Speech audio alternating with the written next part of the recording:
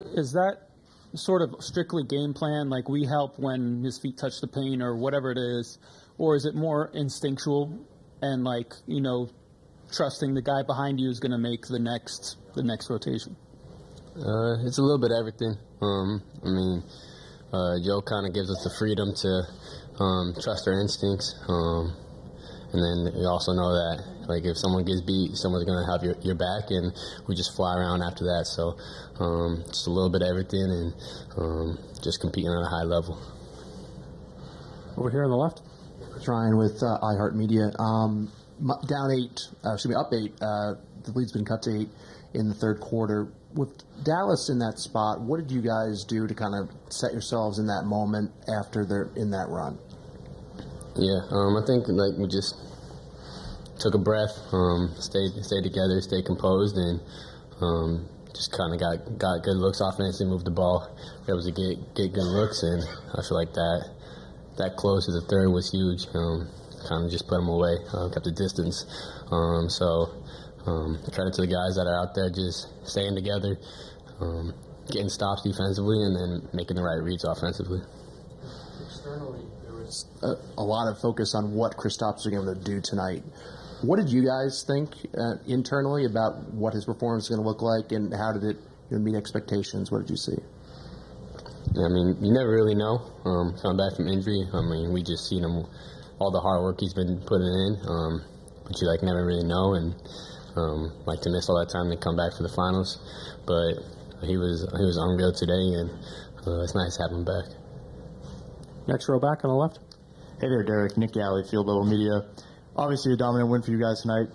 Jaylen was just in here, kind of mentioned you have to kind of brush this off in a sense, not be stagnant for game two. How do you guys kind of keep your foot on the gas after a game like this? Yeah, we just won one game.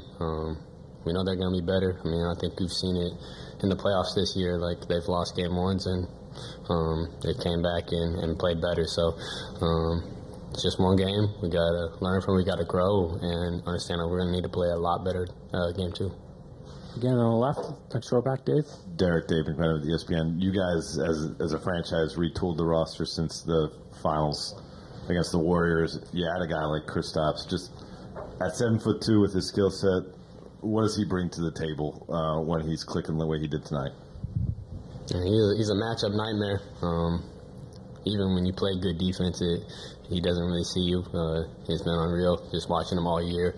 And then defensively, he uses his size well, just impacts the games in so many different ways. So he changes us, and he makes us a better team. Front right. Derek, Joe mentioned that in that timeout when the Mavs went on that run and cut the lead down, the coaches go into their meeting and you guys sort of talk to the bench. Joe praised how well you guys communicate with each other. Is there anybody who sort of leads those, or are you guys just talking about yourself? And what did you say in that moment to each other to sort of get yourself back on track? Yeah, it can be anybody. I think it was JB that timeout, but Al, JT, Drew. I can say that's the great thing about this team is there's something that needs to be said. People are going to say it, and we're willing to accept that and grow from it. So, it doesn't have to be anybody that's playing. X has said stuff in the past that have helped us, and so there's a lot of guys that have the voice, and we're just learning and growing with each other. John on the back left. Derek, you talk about taking that breath to stop their run, start your run. I don't want to make it sound like, why didn't you take that breath sooner? But what's the process of they're making that run? Obviously, you want to stop that run sooner. Why did it take that long? What's the process of withstanding that, going through that, and getting to that point? You're like, okay, this is where we're turning it around. Yeah, they're a really good team. They're gonna make runs. They're gonna make tough shots. They're gonna make it difficult for us. So, we didn't expect it to be easy, and I wish you could just stop it after 1 point. That'd be nice, but you just gotta figure out why you're struggling and just try to limit those mistakes. Shane up front. Hey there, Shane Forbes. As a guard that also gets a lot of blocks, what have you thought about Jaylen, his weak side help, and the work he's done on that end this year? Yeah, JB's unreal. On the perimeter, blocking shots. Obviously, he had 2 big-time blocks. He could just do everything on the basketball court, and he has like no weaknesses on both sides, and so he's big time. In the front here, left. DJ Siddiqui of Forbes. Obviously, you guys have been on a finals run before. You guys lost to the Warriors. Do you feel like going through that experience, you guys are much more composed and prepared for this finals run this time around?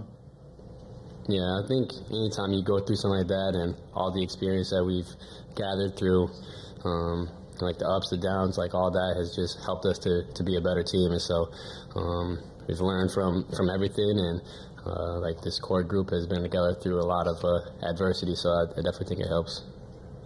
Last question, Tim on the left. From 2 years ago to now, obviously the biggest difference on the court is both Kristaps and Drew being here compared to back then. I'm just curious, in tonight's game, seeing the way that Drew was able to, and you were able to impact the defense on the perimeter, the way KP was at the rim, did you sort of see what you guys hoped that they would bring to you guys when you brought them here last summer?